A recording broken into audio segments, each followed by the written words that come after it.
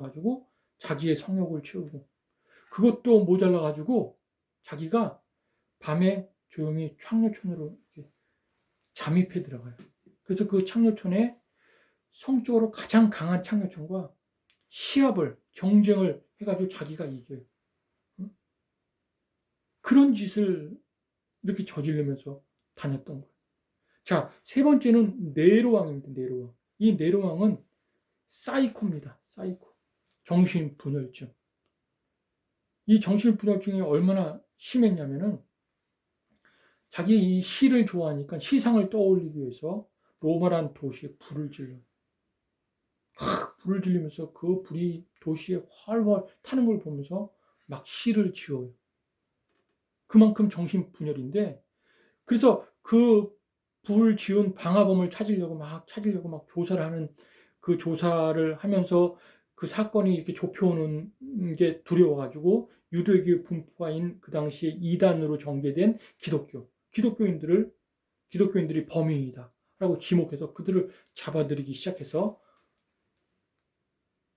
짐승의 먹잇감으로 그렇게 줍니다. 그래서 얼마나 많은 기독교인들이 죽었는지 모릅니다. 이렇게 네로, 글라우디오, 칼리큘라, 이 대표적인 로마 황제들이 로마 멸망의 원인이 됐는데, 그들이 거의가 다 성적인 부도덕인 타락, 또 성적인 타락이 그들 중심에 자리 잡고 있었던 거예요. 근데 그 문화를, 그 귀족과 그 왕궁의 문화를 인택해 한 현장이 바로 뭐냐면은 그 왕궁마다요, 다 목욕탕이 있었어요. 목욕탕. 어마어마하게 화려하고 그 규모가 크고 또 화려한 목욕탕이 다 있었습니다. 여러분, 저기 지금 또 가보면은, 부산에 가면은 동네 온천이라고 있는 허심청이라는 곳이 있는데, 그 허심청이 아시아에서 제일 큰 목욕탕이라고 합니다. 거기 저는 뭐 한 번도 안 들어가 봤는데, 거기 들어가 보면은 길을 잃어버릴 정도로 그렇게 넓대요. 그리고 탕이 셀 수 없이 이렇게 많대요. 그러니까 로마의 그 왕궁에도 그 옆에 엄청난 목욕탕이, 큰 목욕탕이 있는 거예요. 그 목욕탕에서 뭘 하겠어요? 남자 여자가 막 뒤엉켜서 주지육림에 빠지면서 성적인 타락, 그리고 엄청난 그냥 진수성매 사내 진미의 음식을 차려놓고 먹는 거예요. 밤새도록 술 먹고 마시고 즐기면서 먹는 거예요. 먹다가 아침에 이렇게 눈을 뜨잖아요. 눈을 뜨면 아직도 이렇게 막 식욕이 있고, 아직도 그냥 그렇게 막 그 놀고 싶은 그런 욕구가 막 있는 거예요. 그러면은 그 목욕탕 옆에 이 토하는 데가 있어요. 토하는 데. 위가 가득 차니까 더 이상 못 들어가니까 토하는 데 가가지고 거기서 오바이트란 말이 처음 나왔는데, 새 깃털로다가 이 목젖을 이렇게 건드려요. 건드리면은 막 간지럽히면은 그냥 다 위에 있는 걸 다 토해. 그러고 난 다음에 또 먹어요. 또 음식을 또 먹어. 이렇게 반복되는, 그러나 아주 향락과 쾌락에 빠져서 그렇게 살았다고 합니다. 이 역사의 기록에 남아있는 거예요. 그걸 본 백성들이 어떻게 보겠어요? 야, 저렇게 살아도 되나 보다. 심지어는 어느 백성은 야, 부럽다. 저렇게 살고 싶다. 그렇게 생각하는 백성들도 있는 거예요. 그러니 로마가 그 천년의 그 역사가 멸망하지 않겠습니까?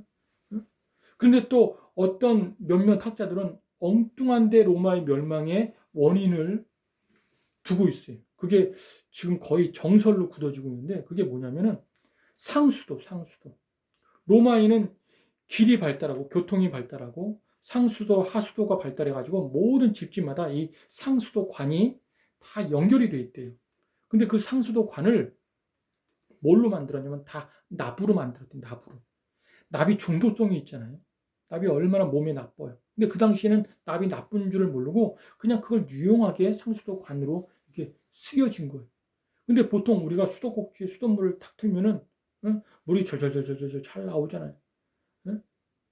잘 나오는데 그 상수도관이 납덩이로 만들어가지고 그 물을 계속 먹다 보니까 사람들이 다 중독이 돼가지고 근친상간 또는 성적인 타락 또 막 파티와 정신 이상이 온 것이다 라고 그렇게 몇몇 학자들이 말을 합니다.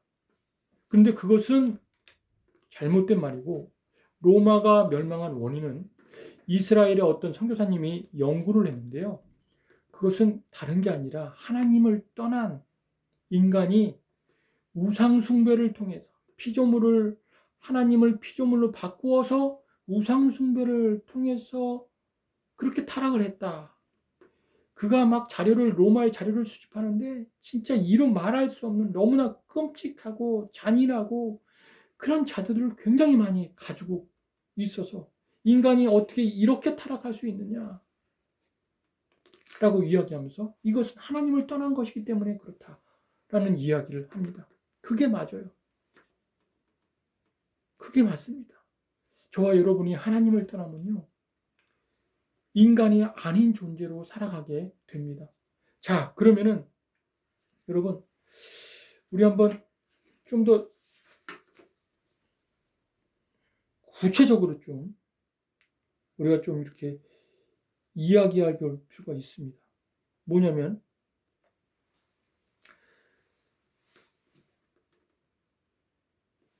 성경은요. 그렇게 성적인 타락 이후에 이 성적인 타락 이 마지막까지 갈 때까지 갔는데 좀 더 구체적으로 뭐라고 말하면은 이렇게 말을 합니다. 우리 28절 제가 한번 읽어보겠습니다. 또한 그들이 마음에 하나님 두기를 싫어하며 하나님께서 그들을 이 상실한 마음대로 내버려 두사 합당하니 못한 일을 하게 하셨으니 29절에 곧 모든 불의, 추악, 탐욕, 악의가 가득한 자요 시기, 살인, 분쟁, 사기, 악독이 가득한 자요 수군수군하는 자요 30절에 비방하는 자요 하나님께서 미워하시는 자요 능욕하는 자요 교만한 자요 자랑하는 자요 악을 도모하는 자요 부모를 거역하는 자요 31절 우매한 자요 배역하는 자요 무정한 자요 무자비한 자라. 자, 하나님을 피조물로 바꾼 그리고 우상숭배로 보이는 것을 더 숭배하는 인간들의 그 타락을 여기 쭉 나열하고 있는데 특별히 여기 열거된 여러 가지 죄목들이 있는 중에 여러분 진짜 이 죄는요 딱 한 가지입니다. 불이라고 나오는 불이. 나머지는 다 이 죄로 인한 증상들이고 이것들이 다 죄가 아니라 죄로 인한 증상이 있고요. 진짜 죄, 원죄가 있어요. 이게 불이에요, 불이. 이 불이란 무슨 말이냐? 하나님과 인간과 끊어졌다. 관계가 끊어졌다. 아무 상관없이 인간들이 살아가기 때문에 이런 죄의 증상들이 이렇게 여러 가지 다양하게 복합적으로 나타나는 것이다. 추악, 탐욕, 악이 가득한 자, 시기, 살인, 분쟁, 사기, 악독이 가득한 자, 수군수군하는 자, 비방하는 자, 하나님을 미워하는 자, 능욕하는 자, 교만한 자, 자랑하는 자, 악독을 도모하는 자, 부모를 거역하고 우매한 자, 배역하는 자, 무정한 자, 무자비한 자. 이게 다 죄의 증상들이에요. 불의의 증상들이에요. 하나님과의 관계가 단절됐기 때문에 나타난 증상들이라는 것입니다. 여러분 집에 가면 수도꼭지가 있을 거예요. 수도꼭지에 수도를 틀면은 물이 콜콜콜 나옵니다. 그 물 가지고 청소도 하고 빨래도 하고 모든 것을 집안에 있는 일을 다 합니다. 설거지도 하고. 근데 어느 날 이 보니까는 저기 저수지에서 물을 끌어올리는데 그 저수지에서 끌어올리는 파이프 라인, 그 파이프 관이 끊겨졌어요. 그러면은 이 수도의 수도꼭지를 열 때 그 파이프 관이 끊겨졌으면은 그 안에 조금 물은 남아있을 거 아니에요. 그거는 잠시 나와요. 나오다가 말라가지고 이게 더 이상 나오지 않을 거예요. 그럼 사람들은 보통, 거의 수도꼭지가 문제가 있나 그래서 수도꼭지를 바꿔요. 막 수도꼭지를 고쳐요. 아니면 또 뭐가 문제가 있나 그래서 집터에 있는 계량기 주변으로 해서 그 집터에 있는 파이프관을 찾아가지고 그것에 문제가 있나서 그것을 다 땅을 파가지고 그것을 찾아요. 근데 수도꼭지를 바꾸든지 집터에 있는 파이프관을 바꾼다고 해서 물이 나오는 것이 아닙니다. 즉 인류는 끊임없이 오래도록 야, 인간이 가정에 문제가 있는 거 아닌가? 가정에? 인간이 혹시 가문에 문제가 있는 거 아닌가? 가문에? 하면서 계속 뭐 심리학 쪽으로 그리고 인간이 무지한 건 아닌가? 하면서 교육을 시작하고. 근데 교육을 한다고 해서, 교육을 받는다고 해서, 인간이 더 그 죄의 본성을 가지고 있는 이상 더 악하고 더 교묘하게 그 교육을 통해서 교묘하게 교육을 이용해서 더 악해지지. 인간이 회복되거나 바꿔질 수는 없어요. 그래서 심리학이라는 걸 들여와가지고 교육과 심리학을 융합해가지고 그걸 가지고 인간을 개선해 보려고 바꿔보려고 회복해 보려고 하지만 불가능한 불가능. 학문도 심리학도 어떤 철학도 불가능한 인간이 완전히 바꿔지기에는 불가능한 거예요. 그걸로 바꾸기에는. 그래서 인간이 알았던 게 뭐냐? 우리가 피조물을 우상으로 섬겼구나. 분명히 살아계신 하나님이 시퍼렇게 살아계시는데, 그리고 우리를 하나님의 형상으로 만들었는데, 그 하나님께로 돌아가야지만 인간이 인간답게 살 수 있고, 사람이 사람답게 살 수 있는 거지. 그것을 깨닫게 되었던 것입니다. 하나님께로 돌아가야 회복이 되는 거예요. 하나님께로 돌아가 하나님을 찬양하고 하나님을 예배하고 하나님을 높이는 삶을 살아야 사람이 사람답게 되는 거예요. 그래서 예수님이 그것을 그 저수지에서 수도관까지 물을 끌어들이는 파이프관이 끊어졌기 때문에 그 파이프관 역할을 대신하기 위해서 하나님과 우리를 이어주기 위해서 생명의 파이프관이 되셔서 우리에게 찾아오신 것입니다. 우리에게. 응? 당신 자신을 제물로 중보자로 그렇게 사용하시는 것입니다. 여러분, 우리가 속는 게 뭐냐면요. 한 남자와 한 여자가 사랑을 해요. 얼마나 남자가 여자를 그렇게 사랑하는지 섬기고 또 보호해주고 그 애틋한 사랑을 보면 아주 너무너무 아름답고 고귀하고 숭고해. 여자도 남자를 헌신적으로 그렇게 사랑해. 그런데 문제가 있습니다. 그 남자가 아내가 있는 여자라. 그게 불입니다. 그게 불이. 아내가 있는 여자가 아무리 다른 여자를 숭고하고 잘 섬기고 뜨겁게 사랑한다? 인간은요 오래도록 그 사랑 자체만 보는 거예요. 비록 아내가 있는 여자도 불륜을 저지르고 있는데 그 사랑이 막 집도 사주고 헌신되게 섬겨주고 그것만 보고 있는 거예요. 똑같이 사랑은요 어떤 개념이 아닙니다. 개념이 아니라 사랑은요 관계의 관계. 하나님과 우리와의 관계 회복하는 거고요. 사람과 사람과의 관계를 회복하는 거예요. 그게 사랑. 그게 사랑이.